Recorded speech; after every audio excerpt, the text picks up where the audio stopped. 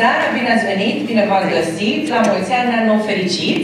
Bună seara, doamnelor, domnișoarelor și domnilor, ne bucură faptul că în această seară ați ales să fiți alături de noi cu ocazia zilelor sau zilei culturii naționale. În această seară vă vom încânta, sperăm noi, câteva poezii scrise de Mihai Eminescu, după care veți urmări un film regizat de Nicolae Mărgineanu, un film realizat în anul 1989, cu actor extraordinar, cu regretatul Adrian Pinta, mi-a fost profesor la facultate, Dorel Vișan, Carmen Tănase, Nora Efim. O să fie o seară foarte frumoasă. Așadar, doamnelor, domnișoarelor și domnilor, nu e nevoie să vă puneți niciun fel de receptură de siguranță.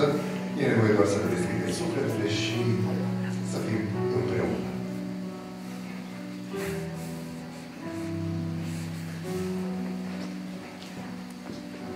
Eminescu n-a existat. A existat numai o țară frumoasă, la o margine de mare, unde valurile fac noduri albe, ca o barbă repieptănată de crai. Și niște ape ca niște copaci curgători, în care luna își avea cuibari rotit. Și mai ales au existat niște oameni simpli pe care chemea Mircea cel Bătrân, Ștefan cel Mare, sau mai simplu, Cioban și Plugar, cărora le plăcea să spună seara în jurul focului poezii. Miorița, Luceafărul și Scrisoarea a treia. Dar fiindcă auzeau mereu lătrând la stâna lor câinii, plecau să se bată cu tătarii și cu avarii și cu unii și cu leși și cu turci. În timpul care le rămânea liber între două primejdii, acești oameni făceau din fluierele lor șgheaburi pentru lacrimile pietrelor înduioșate, decurgeau toine la vale, pe toți munții Moldovei și al Munteniei, și ai țării Pâlzei, și ai țării Vrancei, și ai altor țări românești. Au mai existat și niște codri adânci și un tânăr care vorbea cu ei, întrebându-i ce se tot leagănă fără vânt. Acest tânăr cu ochi mari cât istoria noastră trecea bătut de gânduri din cartea cirilică în cartea vieții, tot numărând plopii luminii, ai dreptății, ai iubirii, care ieșeau mereu fără soț.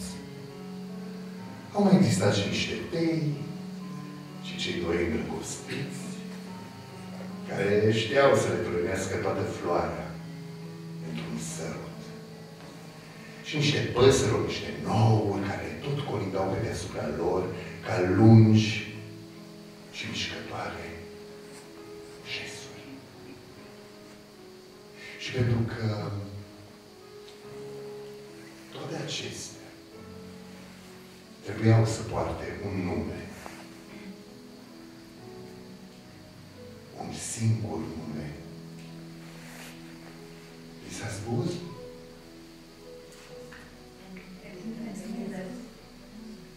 Eminescu. Cu mâne zilele ți-adaugi, cu ieri viața ta o scazi.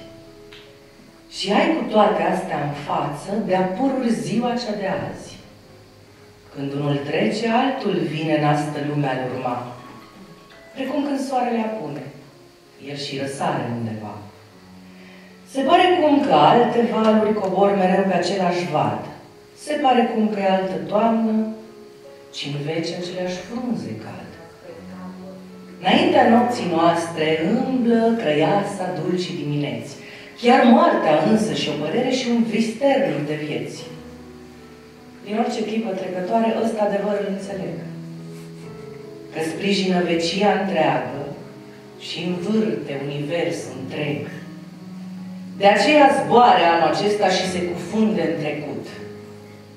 Tu ai și acum cu moara întreagă ce în suflet pururi ai avut. Cu mâne zi zilele ți-adaugi, cu el viața ta o scazi. Având cu toate astea în față, de-a purure ziua de azi. Priveliștile sclipitoare, ce în repezi șiruri se diștern, repauză nestrămutate, sub raza gândului etern. De ce te temi? La unde ești tu cu mine? Lasă ploaia doar să bată în fereș. Lasă vântul trist prin arbori să suspine. Liniștită tu, cu mine ești. Și te-ai sculat și te-uți în podele. Primită pace pare așteptat. Nu poți vedea cu ochii printre ele. Vrei să-ți aduci aminte de ceva? Lasă-te în perini, eu îți voi da pace. Dorm tu și lasă să rămân deștept. Pentru că citesc întotdeauna îmi place din când în când să cad la tine drept. Să văd cum dormi, să te admir cu drag, cu gura abia deschisă ce te respiri. De recondei eu mâna atunci le trag. Pătrunde pacea în tristele gândiri. Frumoasă ești, o prea frumoasă fată. Ca marmura de albă ea ta față, îmi vine să alerg la tine îndată și astfel cum dormi, să te cuprind în brață. Dar te-ai trezit. Păcat. Și nu mă îndur. Dormi liniștit cu un braț pe păcat. Din când în când cu ochiul eu te fur. Din când în când, din mână cartea scapi. Și-s fericit. Pulsează lunga vreme în orologi cu pași uniform. De ce te temi? Cu mine nu te teme. De nu te culci.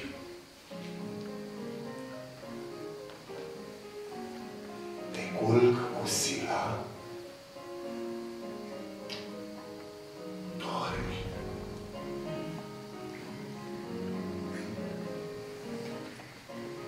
La steaua care a răsărit eu calea atât de lungă, că mii de ani au trebuit luminii să ne ajungă. Poate de mult s-a stins în drum în depărtări albastre, iar raza ei abia acum lucii vederii noastre. Icoana stelei și-a murit încet pe cer se suie. Era pe când nu s-a zărit. Azi o vedem. Și nu e. Tot astfel, când al nostru dor pieri în noaptea adâncă, lumina stinsului amor ne urmărește încă. Și dacă ramuri bat în geam și se cutremur plopii,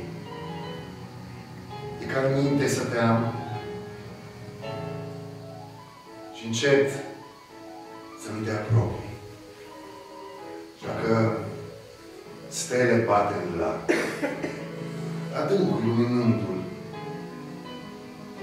e ca durerea mea să împac, înseninându-mi gândul. Și dacă norii de se duc, dese în luci luna, e ca aminte să-mi aduc de tine întotdeauna. Shakespeare. Adesea te gândesc cu jale, prieten blând al sufletului meu. Izvorul plin al cânturilor tale îmi sare în gând și le repet mereu. Atât de crud ești tu și atât de moale, furtună-i azi și limui glasul tău. Ca Dumnezeu te arăți în mii de fețe și înveți ce un ev nu poate să te învețe. De-aș fi trăit când tu trăiai, de tine te-aș fi iubit atât te iubesc? Căci tot ce simt este rău sau bine, destul că simt, tot ție-ți mulțumesc. Tu mi-ai deschis ochilor lumine, m-ai învățat ca lumea să citesc. Greșind cu tine chiar, iubesc greșeala. Să aduc cu tine mi-este toată fala. Cu tine, da, căci eu am 3 izvoare, din care mintea mi-o culeg. Cu a ta zâmbire, dulce, lină, clară, a lumii visuri eu ca florile leg. Mai am un înțelept, cu acela iară problema morții lumii o dezleg. Și apoi mai am cu totul pentru mine un alt maestru, care viu mă ține. Dar despre acela nici vorbă nu e. El e modest și totuși foarte mare. Să tacă el, să doarmă, ori să-mi spuie la nebunii, tot înțeleg, îmi pare. Și vezi, pe acesta nu-l spun nimănui. Nici el nu vrea să știe oricare. Căci el vrea numai să doarmă în brață. Și decât tine, Shakespeare, mult mai mult mă învață.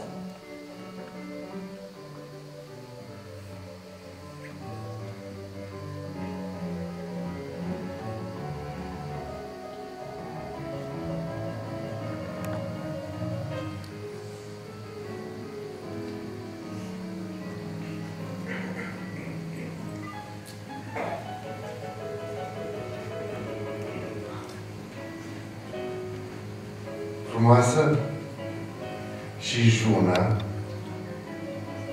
o dragă mai aici. Eu caut și caut în ochii cerești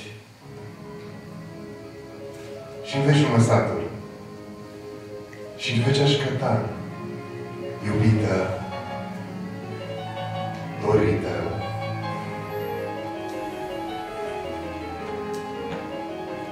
O cură așa. Tu tremuri, tu cauți, tu murmuri, tu râzi. Cu glasul tău dulce tu raiul deschis, cu părul tău moale tu viața, mi-o legi o știi și te faci că nu înțelegi. Și iată și dulce copil vinovat, de ce nu mă îmbui cu al tău sărutat? De ce aștepți să-l furi de pe ochii profunzi și în undele plete tu capul ți ascuns, cu mâna ți acoperi tu ochii tăi dragi, prin dece te cauți, nu râde, ci taci. Pedeapsa ce-o meriți, Columbă a mea, o cură-i, o dăm eu.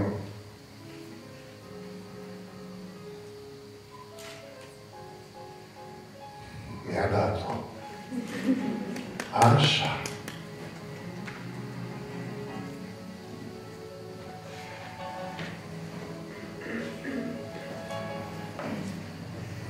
Dintre sute de catarge care lasă malurile, câte oare le vor sparge vânturile, valurile? Dintre păsări călătoare ce străbat pământurile, câte o să le nece oare valurile, vânturile? De-i goni fie norocul, fie idealurile, turmează în tot locul. Vânturile, valurile, neînțeles rămâne gândul ce-ți străbate cânturile. Zboară veșnic, îngânându-i valurile, vânturile. Cu durerile iubirii voind sufletul să-mi vindec, l-am chemat în somn pe Kamadeva, zeul indic. El veni copilul mândru călărind pe un papagal, având zâmbetul fățarnic al lui buze de coral. Aria în torbă el păstrează cu săgeți numai flori înveninate de la cancele măreți. în arcui, mă lovi cu ea în piept. Și de atunci, în orice noapte, plâng pe patul meu deștept. Cu săgeate otrăvit a venit ca să mă certe fiul cerului albastru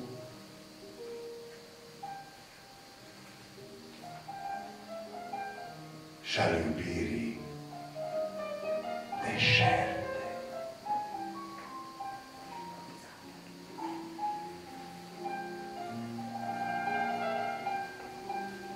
O, rămâi la mine. Te iubesc atât de mult. Ale tale doruri toate, numai eu știu să le ascult. În alumbre întuneric te asemăn unui prinț, ce se uită adânc în ape cu ochi negri și cu minți. Și prin vuietul de valuri, prin mișcarea înalte ierbi, eu te fac să auzi în taină mersul cârdului de cerbi. Eu te văd răpi de farmec, cum în gând cu glas domol, în al apei strălucire întinzând piciorul gol. Și privind în luna plină la văpaia de pe lacuri, anii tăi se par ca clipe dulci, se par ca veacuri. Astfel zise limb pădurea, bolți deasupra clătinând, și eram la ei chemare și am ieșit în câmp râzând.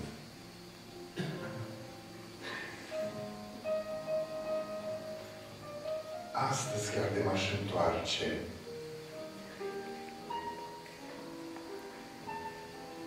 a înțelege nu mai pot. Unde ești?